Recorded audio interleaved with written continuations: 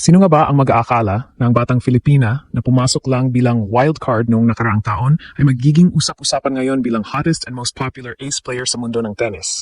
Ang pagbabalik ni Alexandra Alex Iala sa Miami Open ngayong 2026 ay hindi lang basta tournament entry. Ito ay isang homecoming ng isang giant slayer. Matapos niyang patumbahin ng mga higante tulad ni Iga Swiatek at Jelena Ostapenko sa Hard Rock Stadium, hindi na lang siya basta rising star. Ngayon, bitbit ang kanyang bagong career high ranking na world number 31, si Alex Ala, ang manlalarong ayaw makatapat ng sinuman sa unang round. Ramdam na ramdam ang kuryente sa social media. Sa mga live tweets na naglalabasan, marami ang nagsasabing, the Ella effect is real.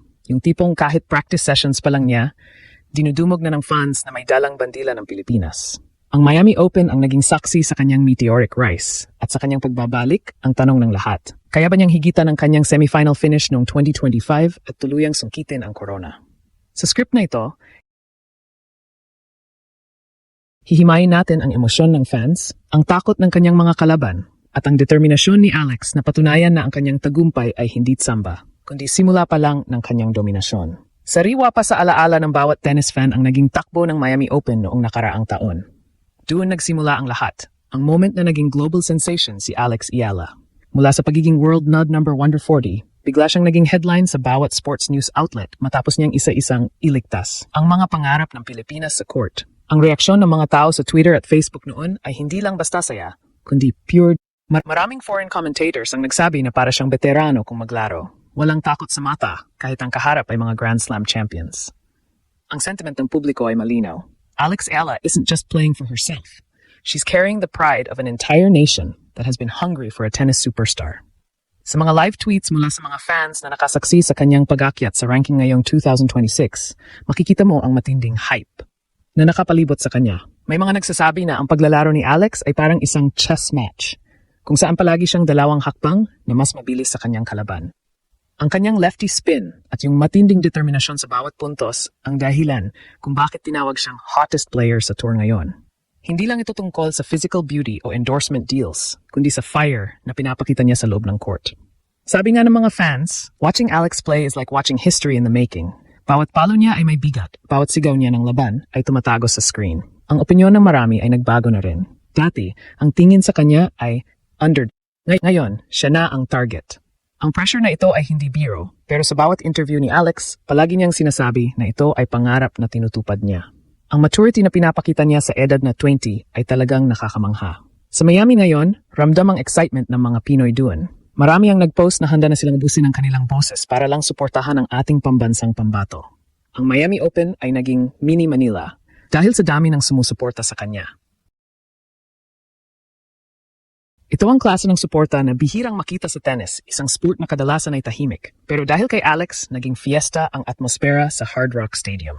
Ang Miami Magic ay buhay na buhay at si Alex Iala ang nagsisilbing sentro nito. Ngayong world number 31 na si Alex, ang landscape ng Miami Open ay nag-iba na para sa kanya. Hindi na siya dadaan sa qualifiers. Pasok na siya sa main draw bilang isa sa mga seeded players. Ito ay isang malaking bentahe pero mas malaking responsibility. Ang mga opinyon ng tennis analysts ay nagkakaisa. Alex Ala is the most dangerous unseeded-like player because of her history in this specific tournament.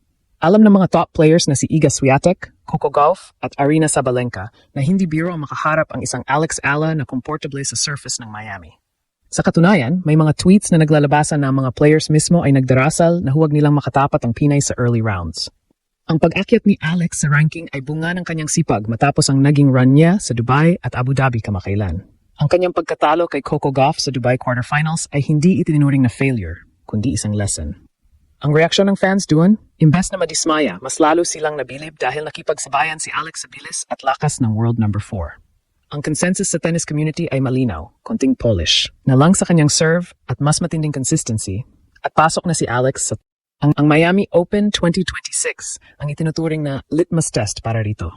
Dito natin makikita kung handa na ba siyang maging mukha ng WTA Tour sa Asia at sa buong mundo. Sa bawat tweet na binabasa natin, may isang common theme, inspiration.